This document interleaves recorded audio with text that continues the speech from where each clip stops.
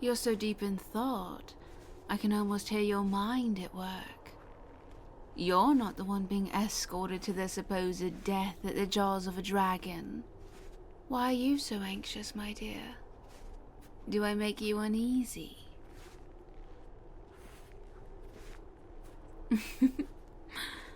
It isn't that. Then what is it? You know not what to say. Well, you very well could say nothing. I'm hardly expecting comfort or consolation from you. I chose this for myself. I don't need pity. I just need you to guide me to the offering spot, so that the beast may find me.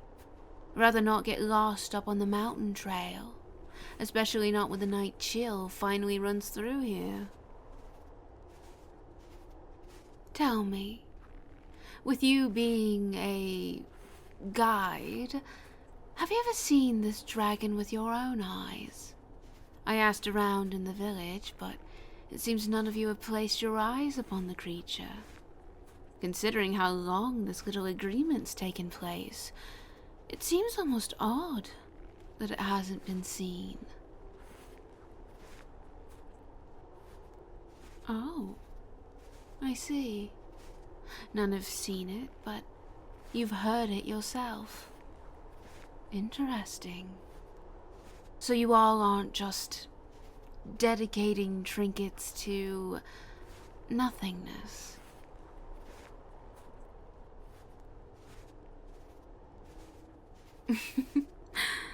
It wasn't an attack on intelligence. It was just a thought that crossed my mind during my time here. I've been to a great many places, and I have never encountered a village in debt to a dragon, much less to the extent of providing tribute to the creature on a regular basis. A shame that you all are dealing with this horrible blight. I can't imagine it's easy to gather enough to maintain yourselves and provide an appropriate offering at the same time. Still though, when I arrived at the village gates, gravely sick and in need, no one turned me away, even when there's so little to share. Without all of you, I likely would have died. There's no other way around it, so when you all told me of this idea to give the dragon an offering of human life, I knew it had to be mine. It's fate.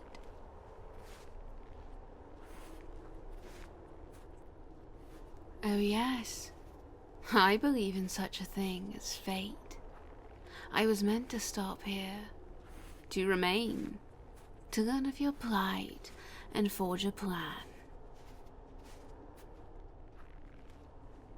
Well, just because you all believe this to be a death wish doesn't mean that I see it the same way. Who says that this beast will eat me? Does it even care for humans as snacks? Surely even you can see that if the dragon has abided by this agreement for centuries upon centuries, then it has some form of restraint. Cognizant of the fact that it has its own part to uphold. I've done my part reading through the church's records. Tales of foreign forces invading, even taking hold in neighboring villages, but never setting foot here. Scouts finding charred remains, wagons smashed to pieces, and all other forms of ruination. It's defended the village before. Why it is, I do not know. But I do know that's the reason why no one's tried to rise an army against it. This give and take is beneficial, as long as you have resources to offer. Only now, with the blight, is this becoming more of a concern. Yes, I do read much. Knowledge is what I thirst over everything else.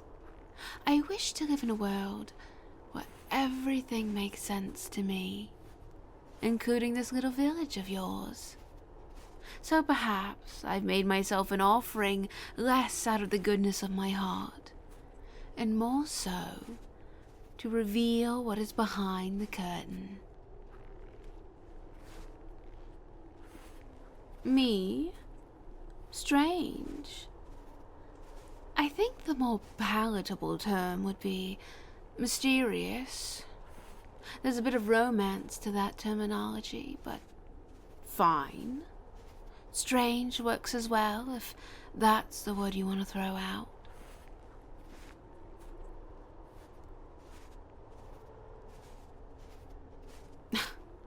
I won't deny what I am. Many people have pointed out my idiosyncrasies. No need to pretend that I'm anything but that. Just like I can very well point out that you're a timid little creature.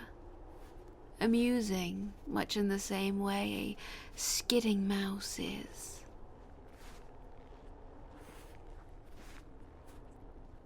Because you find me interesting, strange. You know that there's more to me than meets the eye, so you're playing at this charade of small talk, pretending like you have an interest in me, when what you really want is my knowledge. Go on, speak plainly. You won't cause offense. But I won't know the truth in its entirety either, until I have an audience with this dragon of yours. So don't ask questions I couldn't possibly have the answers to.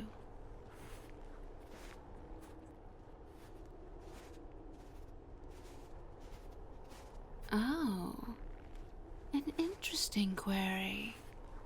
What do I expect to find? Well, there's the obvious. Every dragon has their horde, and with your village's many years of servitude, I imagine it's quite the stockpile.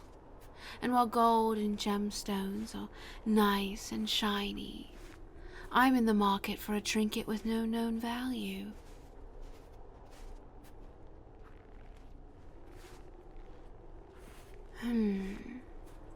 Tell me, can you keep a secret? Just something small between you and I. If I'm wrong about this and you never see me again, I'd simply dread you spreading rumors of my delusions of grandeur right before my demise. Because what I'm about to say is a bit of a stretch, but it's a theory I buy into. Perhaps you might as well. Who knows? There's always a chance that you're willing to buy into the unconventional. It's always fun to let another into one's plans. When one spends too much time with an unshared idea, they can delude themselves into believing madness is genius.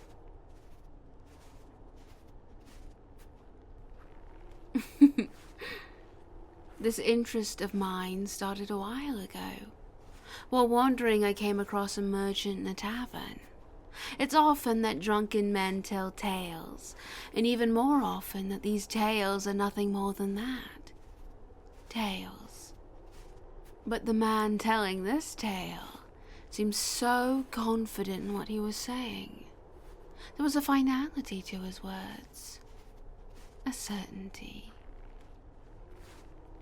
He spoke of a village where people present offerings not to a god, but to a dragon. A history where a villager and this dragon made some sort of agreement. Something of great power was exchanged, given to the dragon's horde. Something so treasured, so priceless, so singular, that the dragon had to have it, no matter the price. What it is, no one knows, but it's something desirable or magical enough to keep the dragon obeying even now. Forever keeping its promise.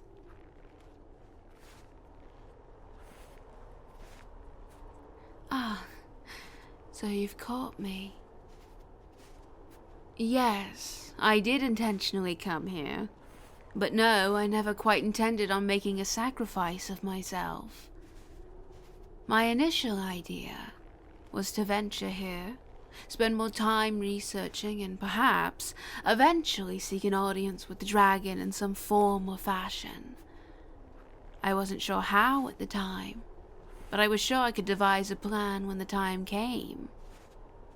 However, when it became obvious your leaders were going to make that difficult choice to send someone as tribute, that was my opportunity. It benefits both parties in some form or fashion. I'm sure you can agree with that. Now tell me, are we almost there? I'm not exactly wearing walking shoes at the moment, and my feet are beginning to swell. Well, beauty is pain, after all. What's the point of dying if you don't look fabulous in the end?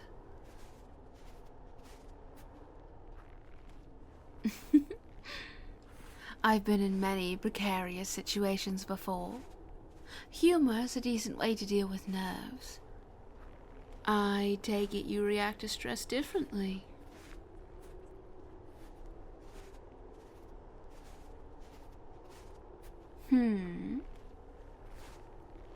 Who am I?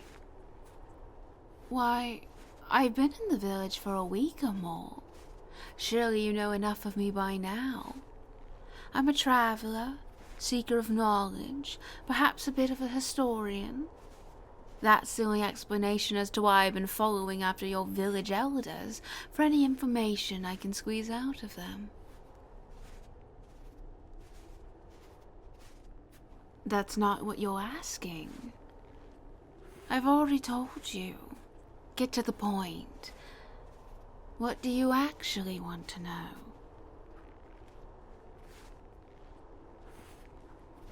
Oh, the trinket. Wouldn't anyone have an interest in such a thing? I also mentioned that the trinket may be desirable in general. I only mentioned the possibility of being magic because it may compel the dragon to act in a certain way. All theories, though. Nothing is certain.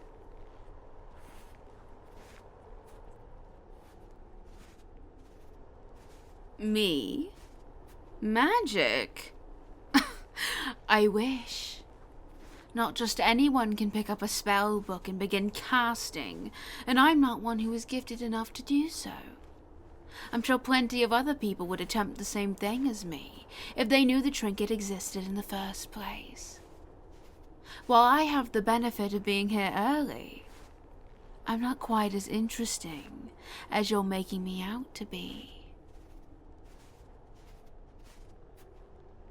Having vague knowledge of a potential magical item doesn't mean I necessarily would be practiced in the arcane.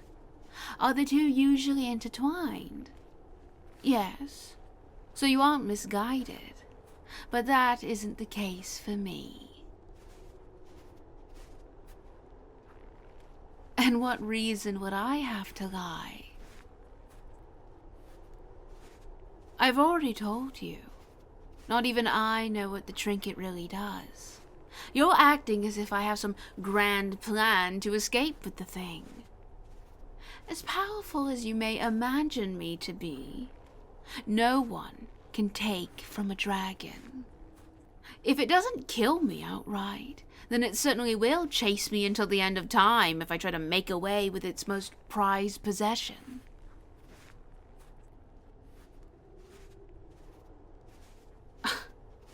You keep puzzling as if my actions have to make sense.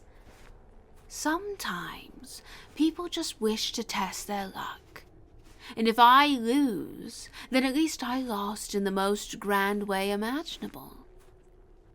Some people die getting held up by some backwater bandits. At least I would die to a grand beast. A fitting way for me to go. I wouldn't be ashamed.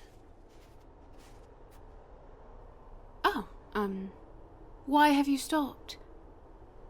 Is this it?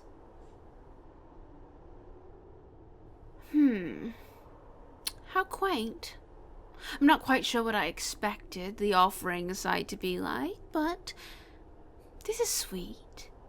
Incense gifts. These were delivered the other day, were they not?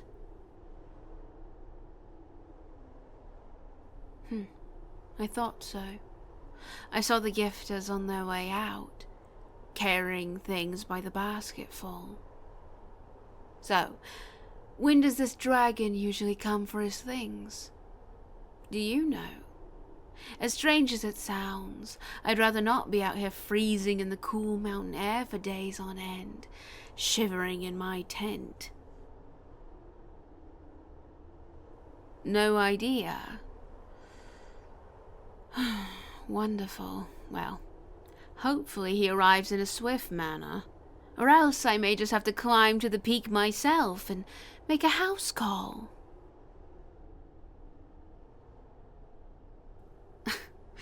That's a joke, darling.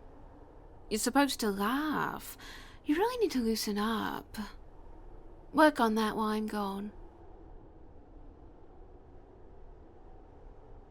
Well, not to rush you since our conversations are so delightful, but you should probably start on your return trip, shouldn't you?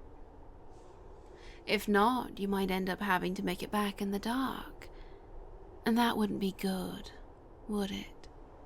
Even with you being an expert in these parts, you could easily get turned around, wandering somewhere you don't want to be. The trail is fairly meandering after all. Without you, I never would have made it here.